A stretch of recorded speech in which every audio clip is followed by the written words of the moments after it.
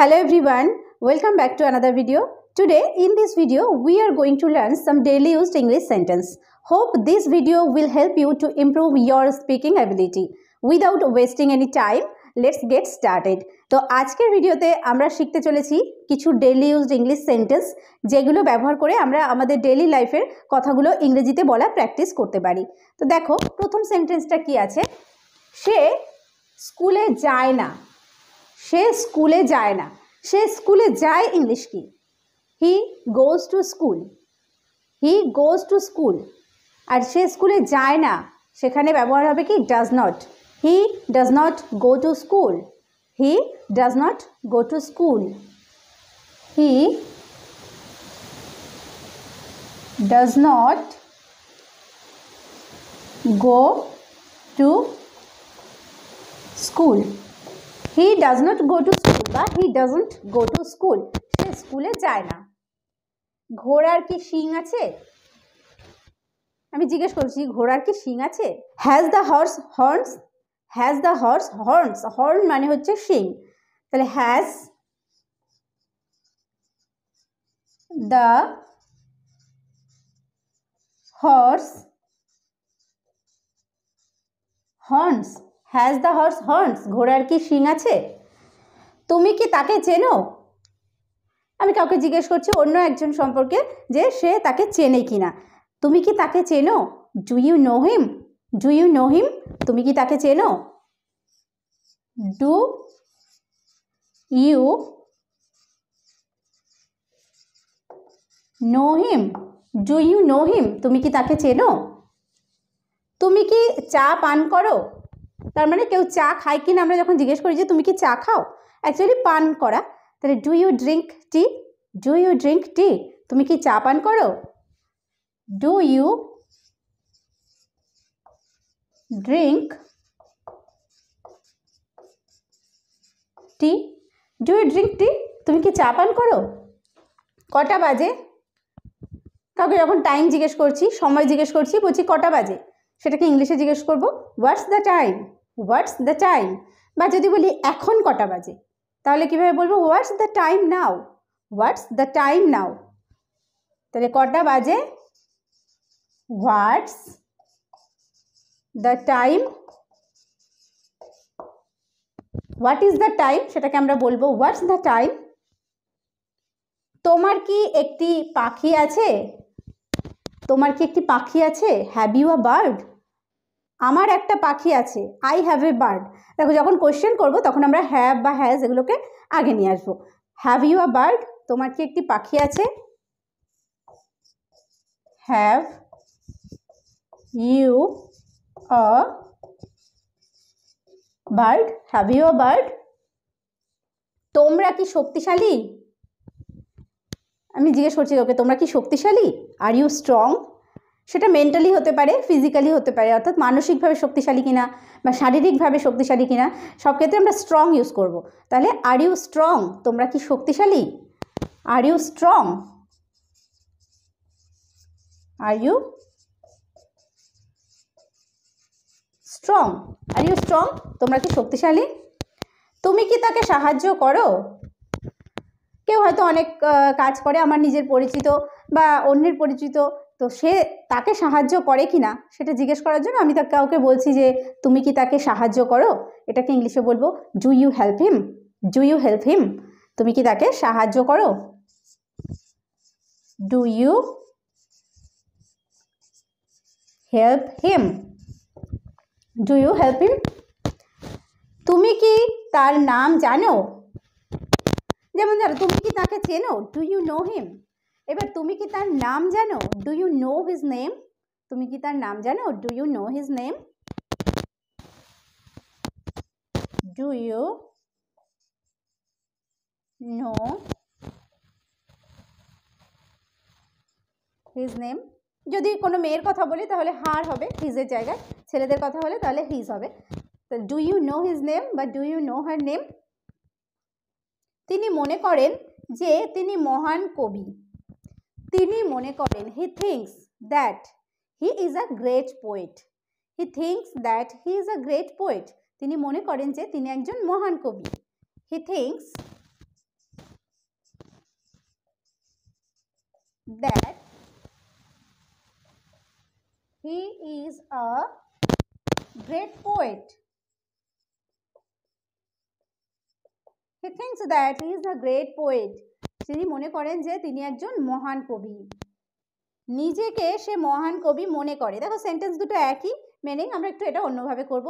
He considers himself a great poet. He considers himself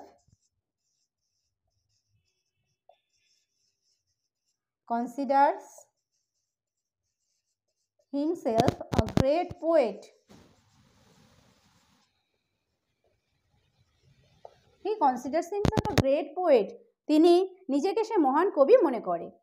তুমি কি কাজটি শেষ করেছো? দেখো এই সেন্টেন্সটা আমরা দুভাবে করতে পারি। একটা হচ্ছে পাস্ট সেন্স অনুযায়ী, যে একটা কাজ দেওয়া হয়েছিল সে শেষ করে ফেলেছিল কিনা, তুমি কি কাজটি শেষ করেছো, did you finish the job. আবার যদি আমরা প্রেজেন্ট পারফেক্ট টেন্স অনুযায়ী ধরি যে সবে মাত্র কাজটি শেষ হয়েছে, সেক্ষেত্রে have you finished the job, এইভাবে আমরা বলতে পারি did you finish the job, তুমি কি কাজটি শেষ করেছো, ডিড ইউ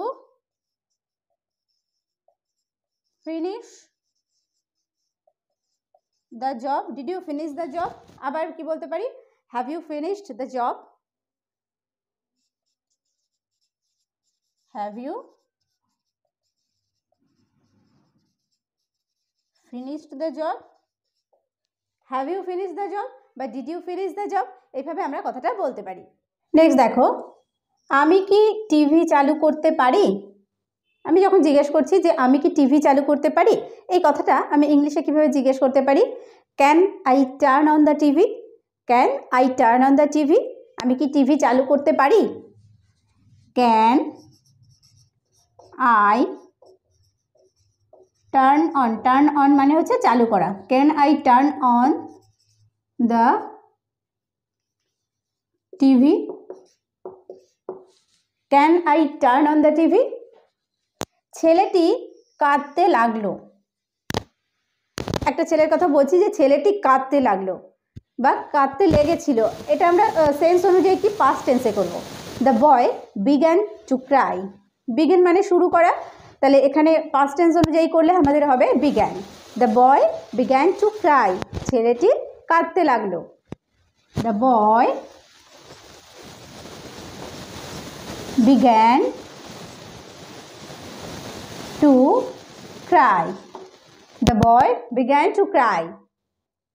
তুমি কি পিয়ানো বাজাতে পারো, কাউকে জিজ্ঞেস করছি তুমি কি পিয়ানো বাজাতে পারো, can you play the piano, can you play the piano, তুমি কি পিয়ানো বাজাতে পারো, ক্যান ইউ প্লে মানে হচ্ছে বাজানো, can you play the piano,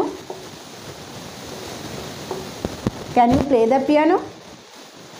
আমার রাস্তায় দাঁড়াবে না, আমি যখন কোনো কাজ করি তখন ধরো কেউ বাধা হয়ে এসে দাঁড়ায়, আমরা বলি না যে আমার রাস্তায় দাঁড়াবে না, এটাকে ইংলিশে বলবো don't stand in my way, don't stand in my way, don't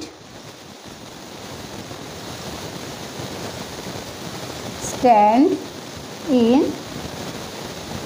my way, don't stand in my way, আমার রাস্তায় দাঁড়াবে না। তুমি কি দাঁড়াতে পারবে, এবার দাঁড়াতে পারবে অর্থাৎ সে বসে আছে, সে দাঁড়াতে পারবে কিনা সেটা জিজ্ঞেস করছি, can you stand up, can you stand up, তুমি কি দাঁড়াতে পারবে, can you stand up, can you stand up, তুমি কি দাঁড়াতে পারবে। চলো আমাদের ঘর পরিষ্কার করা যাক, আমরা হয়তো অনেকে মিলে ঘর পরিষ্কার করব, তো বলছি চলো আমাদের ঘরটা পরিষ্কার করা যাক, let's clean our room, let's clean our room, let's clean our room, let's clean our room, চলো আমাদের ঘর পরিষ্কার করা যাক।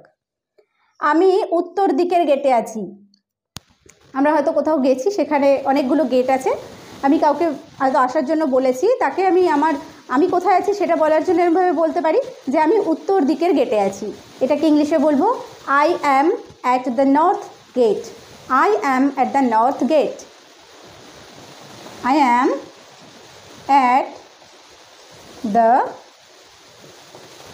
north gate. I am at the north gate. গেটটি বন্ধ করার সময় হয়েছে। কোনো গেট বন্ধ করার সময় হয়েছে, আমি বলছি গেটটি বন্ধ করার সময় হয়েছে। It is time to shut the gate. It is time to shut the gate. It is time to shut the gate. It is time to shut the gate. সূর্য ডুবতে চলেছে। বিকেলবেলা যখন সূর্য ডুবে যাচ্ছে তখন আমরা বলি যে সূর্য ডুবতে চলেছে। সে ডুবতে চলেছে এটা হচ্ছে অ্যাবাউট টু ইউজ করতে হয়। The sun is about to sink. The sun is about to sink. The sun is about to sink. The sun is about to sink. সূর্য ডুবতে চলেছে। তুমি কি ভাবছো?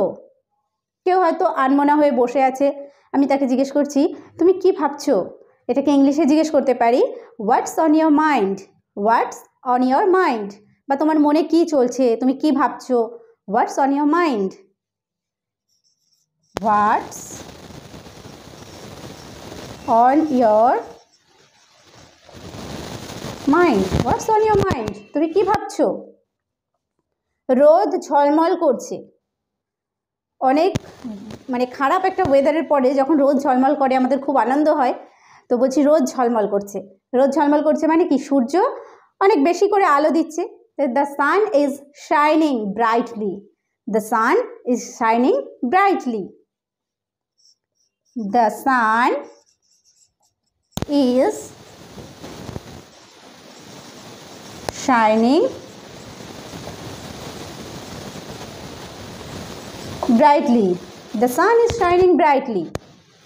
সূর্য আলো এবং তাপ দেয়। The sun gives light and heat. The sun gives light and heat. The sun gives light and heat. The sun gives light and heat. সূর্য আলো এবং তাপ দেয়। তাহলে আজকের ভিডিওতে আমরা শিখলাম বেশ কিছু ডেইলি ইউজড ইংলিশ সেন্টেন্স। তো এইভাবে প্র্যাকটিসের মধ্যে দিয়ে আমরা আমাদের ইংলিশটাকে ইমপ্রুভ করতে পারি। আশা করছি ভিডিওটি তোমাদের কাছে হেল্পফুল হয়েছে। তো ভালো লাগলে অবশ্যই একটা লাইক করতে ভুলো না, আর কেমন লাগলো কমেন্ট করে জানিও। ভিডিওটি শেষ পর্যন্ত দেখার জন্য প্রত্যেককে থ্যাংক ইউ। দেখা হবে নেক্সট ভিডিওতে।